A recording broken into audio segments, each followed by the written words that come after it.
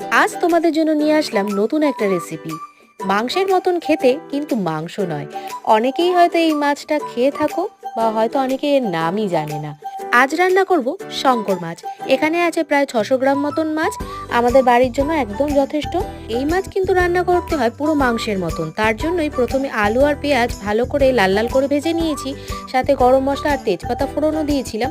আর মাছগুলো কিন্তু ভাজার একদমই প্রয়োজন হয় না, যেহেতু এই মাছগুলো একটু নরম হয়। মাংসের মতন করেই আলু পেঁয়াজের সাথে আমি মাছগুলো চারা করে নিচ্ছিলাম, যাতে আমার ফোড়নের আর মশলার সুগন্ধগুলো সব এর মধ্যে কিন্তু অ্যাড হয়ে যায়। এরপরই ভালো করে নাড়াচাড়া করে নেওয়ার পর আমি আমার পেস্ট করে রাখা মশলাগুলোও দিয়ে দেবো। পেস্টের মধ্যে ছিল আদা রসুন বাটা, কাঁচা ও শুকনো লঙ্কা বাটা।